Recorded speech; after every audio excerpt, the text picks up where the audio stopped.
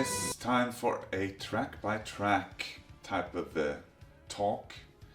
We have a new record, Last Will and Testament, it's called. And it has 8 songs on there. All the lyrics on the record are based on a story that I developed about a patriarch, conservative, religious, mean, ruthless man who's passed away, and he leaves behind his 3 children. And the record starts when they are summoned to attend the reading of their father's last will and testament. And throughout the record, he will reveal secrets about himself, about his own life, about his regrets, he displays signs of paranoia, hate, desperation, and some of these secrets will directly affect his children and what they thought they knew about themselves. And there's also a twist in the end to this story, so it's quite elaborate concept record this time around. And I was kind of dabbling with titles. I love the English language, and this was going to be an English record from the get-go. So I was dabbling with titles for each song. In the working process, that's working titles, they all have numbers. 1, 2, 3, 4, etc. And I decided to put all the lyrics, as you'll see once you have the record in the artwork, that they're all in one, written as they would be in a proper testament, basically, and in paragraphs. So I, at some point, decided that there wouldn't be any song titles per se. They would all be called paragraph 1. So that's what that symbol means. I've seen people think it's called S1, S2, or chapter, but it's actually paragraphs, like there would be in some testaments and legal documents. So the testament itself consists of 7 paragraphs. And then there's an extra song in the end, and that's the twist to the story, and that has a separate title. It's called A Story Never Told, the last song. But starting with paragraph 1, which is actually the first song that I started working on for this record. I had plans to go a different route musically and lyrically pretty early on. I felt that the last 4 records, especially the last one in Calve Venenum, kind of summarized what I wanted to do with that type of sound that we started with the Heritage record all these years ago. And I felt done with that. I didn't have anything more to say with that sound. I love them all. I love those records. But I felt it was time for a change. We have a new drummer in the band, Valtteri Väyrynen, he comes from more of extreme metal background, and he inspired me to at least start thinking about making a, so to speak, heavier record in the traditional metal sense. So I wanted to see if I could write that type of music. At the end of the day, I'm not interested in music that's not new or exciting to me. I don't take into account at all what you guys watching this want, what the journalist might want, what anybody wants, only what I want to do and what I think is would be an interesting route for this band. So it's a little bit of a return because there are some of the screams on this record, but overall I like to I'm always looking ahead, always, while still maintaining the sound that kind of makes up this band. So paragraph 1, I started with that one, and to be honest, I wasn't really feeling it from the beginning. I wasn't super interested in writing heavy music. It was a bit forced to me, and I wasn't completely secure. I didn't feel completely comfortable So I wrote a couple of minutes of music and then decided I'm gonna leave this be for a while. I wasn't convinced. So I put that song aside for a while and started working on another track. A song that ended up being paragraph 7, so the last paragraph in the Testament. And I thought it was awesome. Once it was finished, it had like all twists and turns. It sounded a little bit like how restless I am when I write music, that I quickly get bored with my own ideas. So I finished that song and then went back to paragraph 1, and now I loved it. So I'm not sure what happened there, but all of a sudden I felt it was super relevant, it was exciting, it was interesting, it was great, I thought. So I finished paragraph 1, and it's now one of my favorite songs. So it's really odd how things can change. Even for me, it can be from one day to the next. That you finish work one day, go to bed, go back down the next morning, and you think what I did yesterday wasn't good. But then you listen to it and yeah, I love it. So paragraph 1 is the start of the record. It's also one of the more, I guess, heavier songs. It's not super dynamic. It's more of what I call like a sound sausage, so to speak. It's quite intricate. It's quite evil sounding. It's got some of the scream vocals in there, which I think sounded really good. I also kind of pushed my clean voice into a lower register because of my fascination for Scott Walker in a way, and I also wanted to kind of adapt my voice to give several different voices to the main character in the story. So that's paragraph 1. It was also the first, so to speak, single that we put out, and it was met with great response, I'm told. So I really like that song. Great opening to the record. It starts with footsteps walking up to a door, which is to symbolize one of the children arriving at the mansion for the reading of the last will and testament of their father.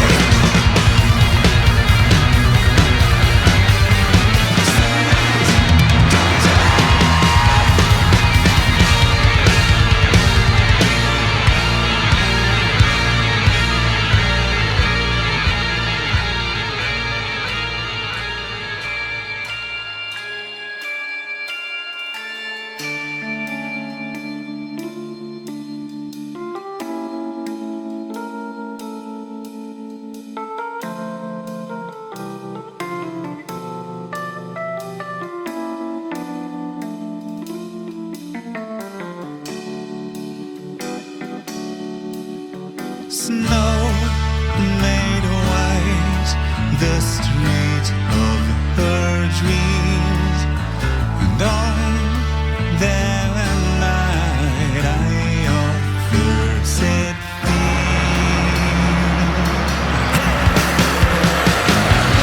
Through these words I extend my hand to salvation, and this writ may overturn the rich and reward the poor.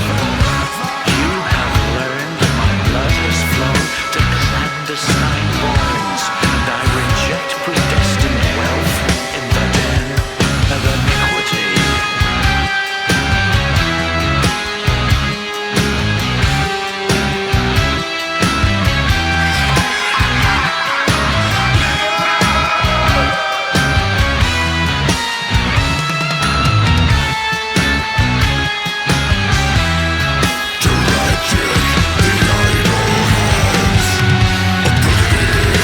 reclaim your soul. There is a rising tide of sorrow, sister. There is a rising tide of sorrow, brother. There is a rising tide of sorrow, sister.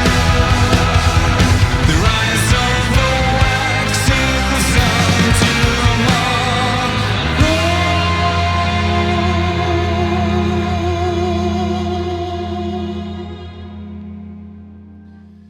Next up, yes, you guessed it, paragraph 2.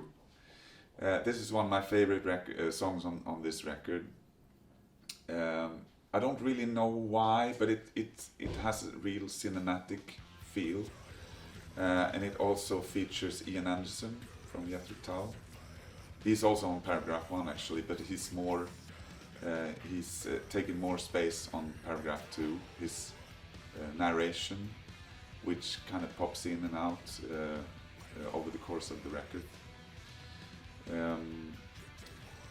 This song was based on like an old riff. I was looking for a new riff I had recorded on my telephone, and instead I like going through some of the stuff I had there and found a pretty old riff that I liked, which is the opening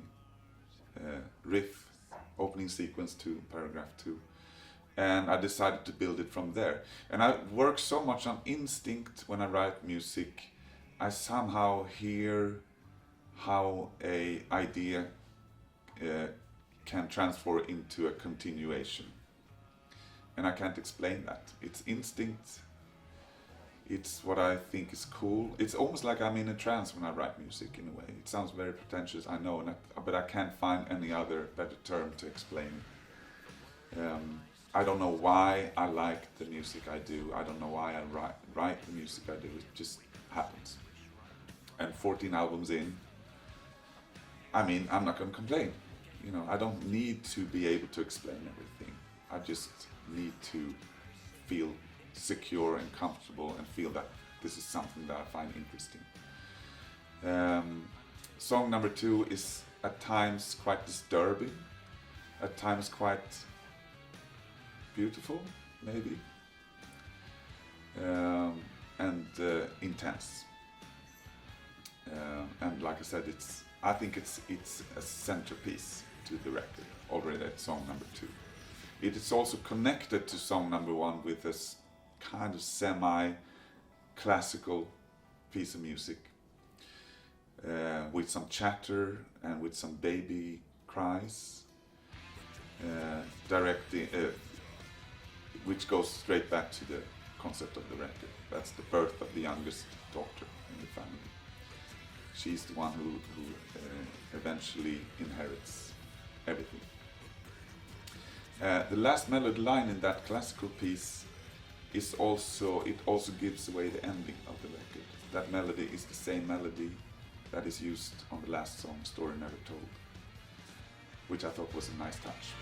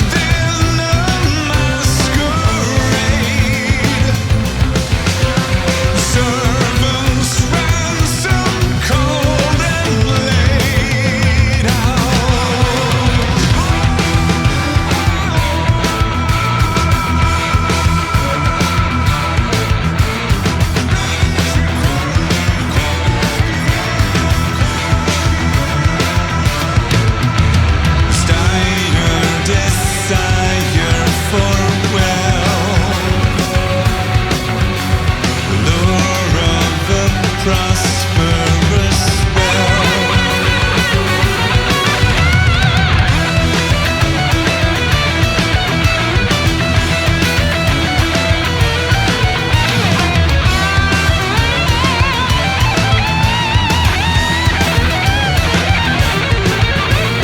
Disfigured child won't die young. The hearts of us all she has silent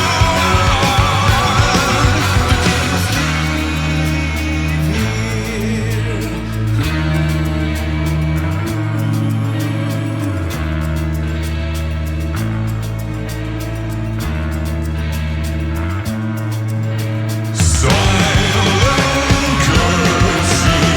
to full bliss.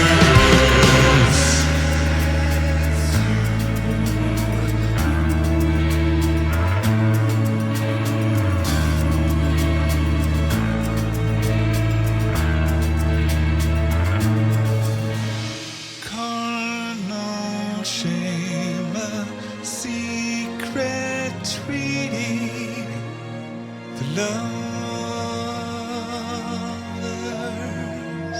bond.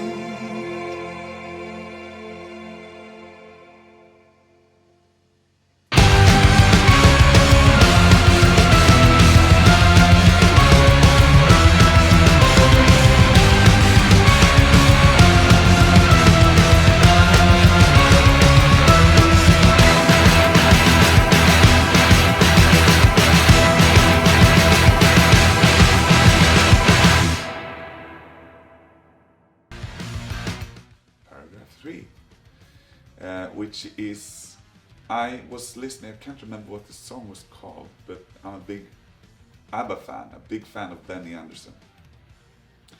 And he, some of you might know, he was involved in a musical called Chess that came out in the mid-80s, which was a big thing for the whole world. I mean, in Sweden that was a huge hit record, which my parents had. And I can't remember what the song is called there, but it starts with something that almost resembles the music of traveling people, I guess.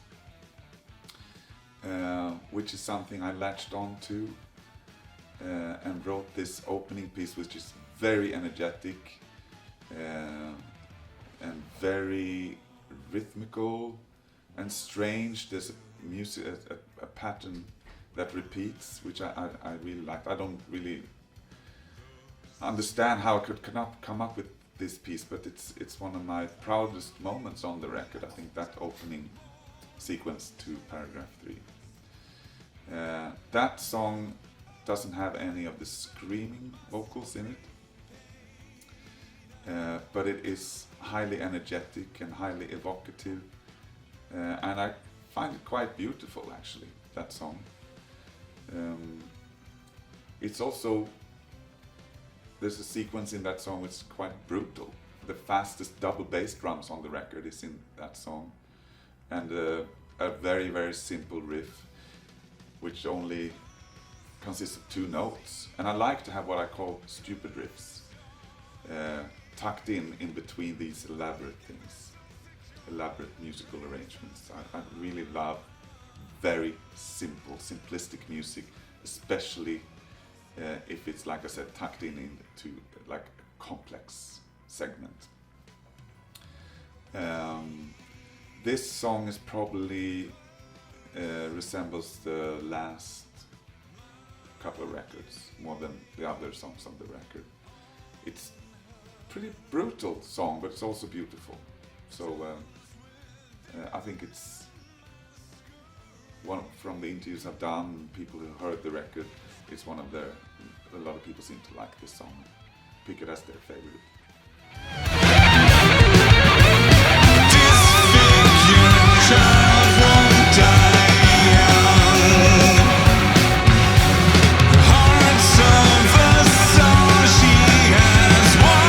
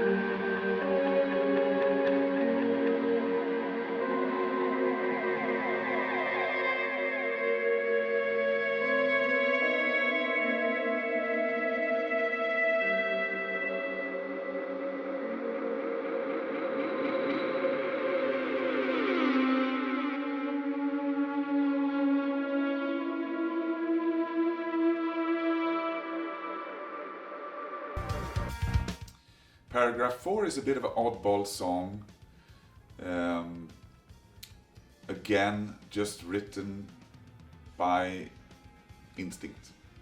I'm not a clever guy when it comes to writing music. People call us thinking man's metal, and I think that's laughable. I'm just very interested in music, and I listen to music from so many different genres. It's impossible to me to stick to one, whatever genre. And I find the idea boring to try and belong somewhere. So we're a little bit over the place. And I think this song shows our diversity. It starts almost like traditional.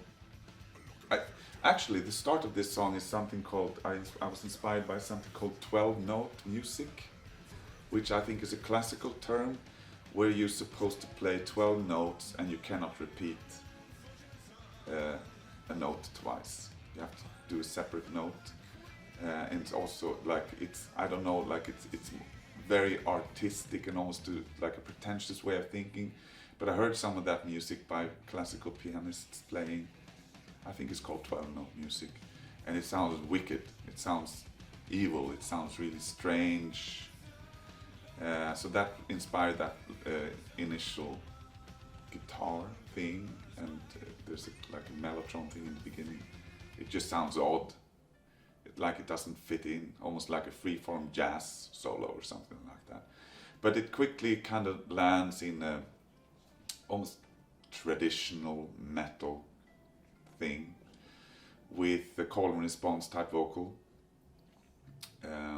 death metal vocals that has like a stereo double tracked normal vocal response. Quite effective, I think. And it kind of, it goes, I can't remember what happened during the writing process, but I reached a point where I just stopped and felt, okay, time for something strange.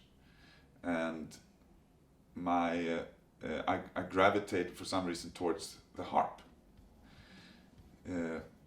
I love the sound of the harp. I can't play the harp, so on the demo I used synthetic harp, and that stuck with the record until the very, very last minute of recording the album in Wales.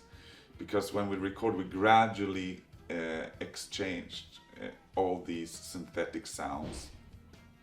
I'm not a keyboard player, but I can fake it on the demo. But when we record the record for real, we exchange all these synthetic sounds to the real deal. And that wasn't a problem until we came up with this harp section, because nobody knew a harp player.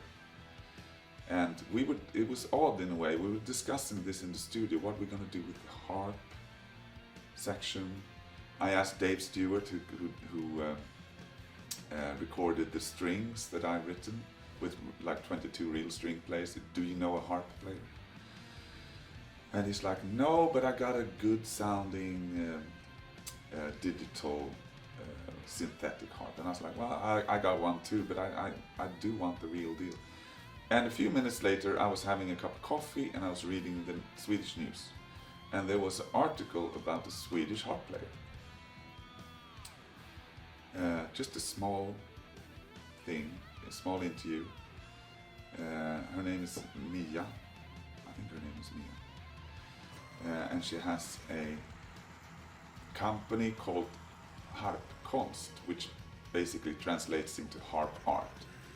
So I just checked her up on, like, Googled her, and there was a contact to her, and I wrote, like, would you be interested? Hi, I'm Mikael from this band Opeth. We are looking for somebody who can play a harp sequence on our record. And she said yes right away. And I sent her the piece, and she sent me back I think she played two or three different harps, different sounds, and sent it back to me. And I popped it in the song and it sounded great. So problem solved. That's quickly followed by a flute solo by Ian Anderson from Jethro Tull. which was also kind of an accident in a way, because I asked him to do narration, not flute. So as he was doing these spoken word bits, he in the middle of that work he asked me, do you need a flute solo? And I was like, yeah, let's do a flute solo. And I didn't really have a part for the flute solo at the time, so I had to shuffle through the songs quickly in my head before he would change his mind. I had him on the hook, so I needed, like, I was, of course I'm gonna find a piece. So he played almost like a call and response type flute solo in this calmer section in paragraph 4. And he also plays flute in paragraph 7. So this is a great song with the ending piece. I think is one of the more evil pieces of music I've written in a long time. It sounds really menacing and sick almost. That's a good song.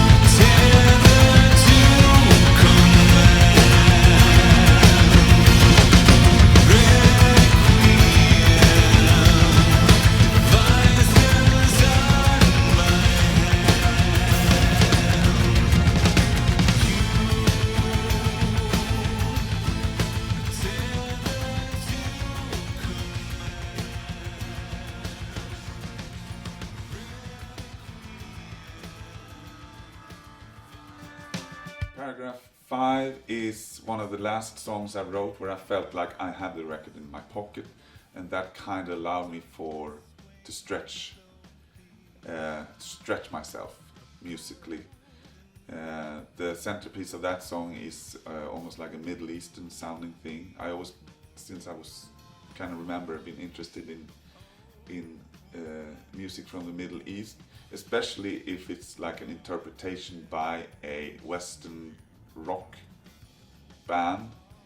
So like many others, I got my interest in Middle Eastern music was sparked by people like Rich Blackmore. Some of the stuff he did with Rainbow and Jimmy Page.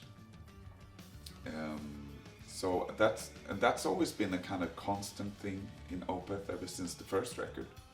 We had bits and pieces that maybe would remind people of Middle Eastern sounds. This Paragraph 5 is one of the more complex songs on the record. I think it would be difficult for us to recreate that song live, mainly because of that middle section. It's a great song.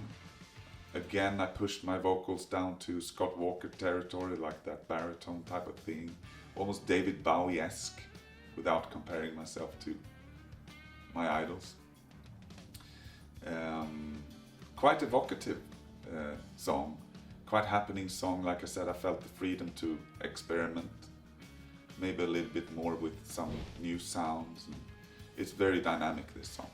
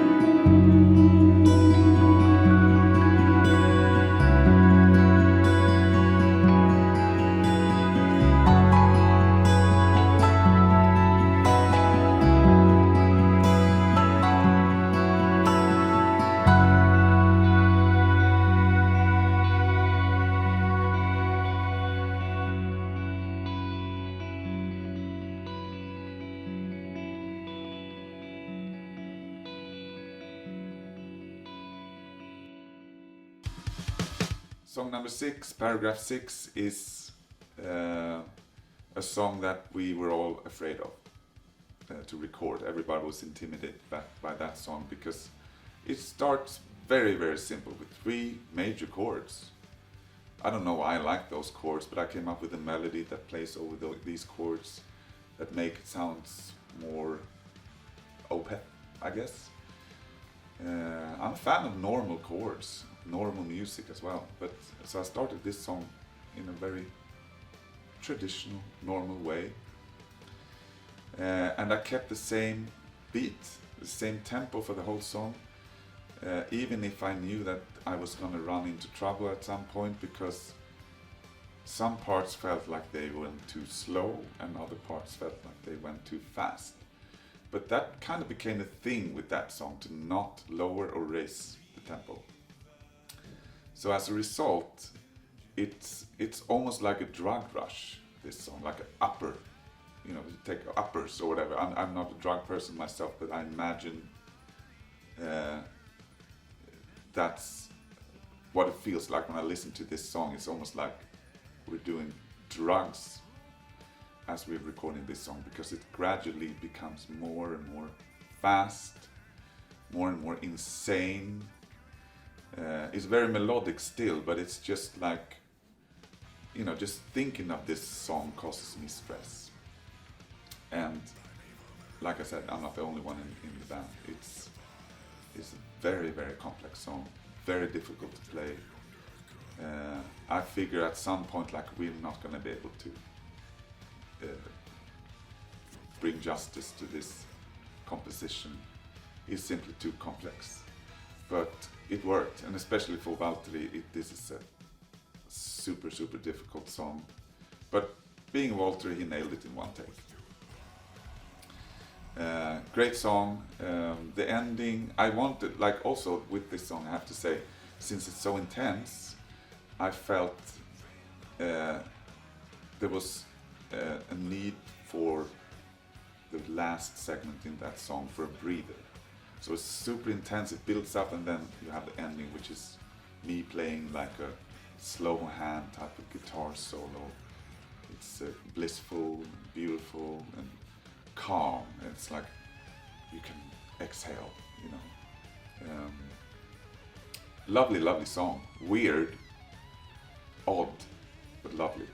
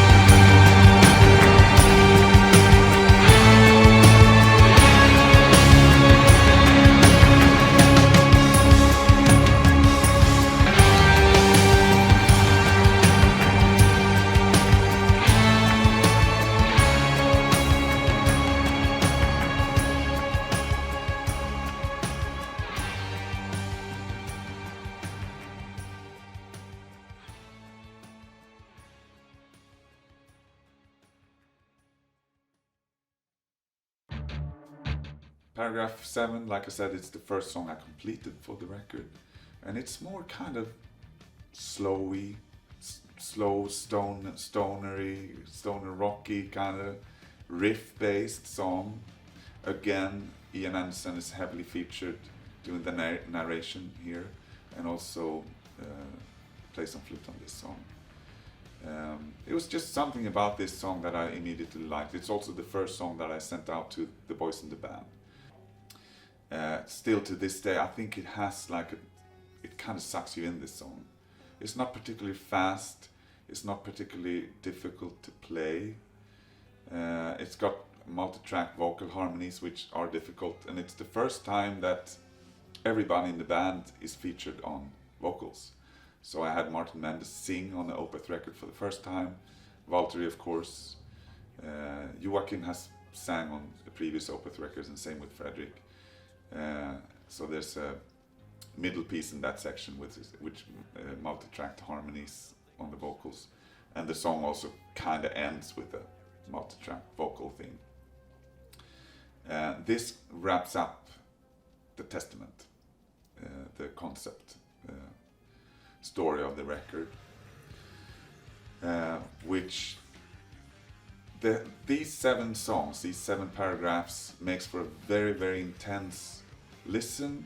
There's almost no breathers in there. It's just like in your face, almost like you stuck to a wall. So I wanted to have resolution, like to kind of let the album resolve into something calm. To love like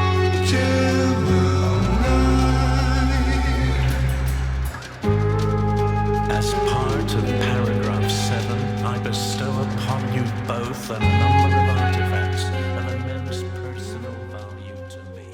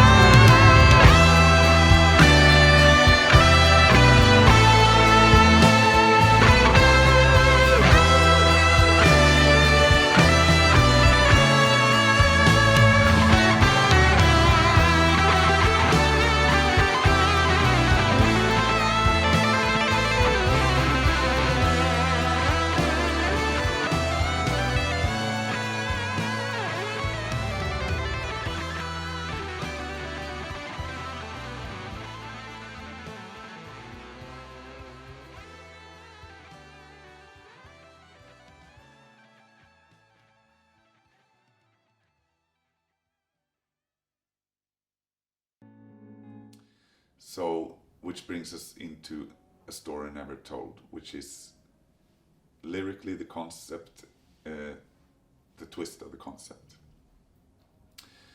This song deals with the youngest daughter having inherited the entire estate of her father, or at least she believes he is her father. But a letter arrives for her from her mother saying that he is not your father. He actually was sterile. He wasn't able to procreate. And it's a kind of traditional ballad kind of song. The twist to this song on a musical level is that I was listening to a Kate Bush song called Wuthering Heights, which most people would know. It's a beautiful song and her first hit single. And on the surface, that's a simple song, but if you listen closer to the beat, it's an odd time signature to that beat, but it doesn't feel odd. Anyone can sing along to this song. You have to listen behind the music to understand that it's actually a very, very complex piece. I mean, the vocal arrangement is complex there, but that was the inspiration for the beat to Story Never Told. It also has a odd time signature, even though it's not apparent at all. If you listen to the song, it's just a melodic ballad. So you have to break it down in order to like realize, oh, it's actually an odd time signature here. And I love that, like almost like a how do you say, secret sophistication in a way. It's also, you know, a calm vocal performance by myself, which leads up to a very long ending beautiful guitar solo by Frederick, where I know that he channeled his inner Ritchie Blackmore and David Gilmour for that guitar solo, and a lot of people who've heard it think it's one of his most beautiful guitar solos, and I can only agree, it's beautiful.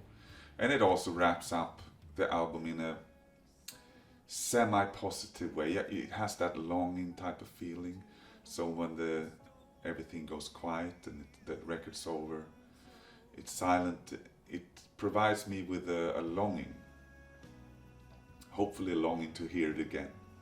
But to me, that type of emotion, like I'm only interested in music that conjures up some type of emotion. I'm not interested in skills.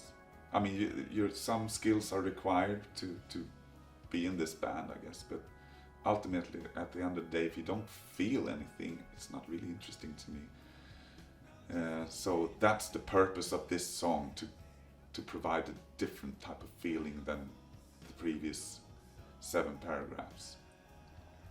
And also kind of frames the whole sequencing of the album in a nice way.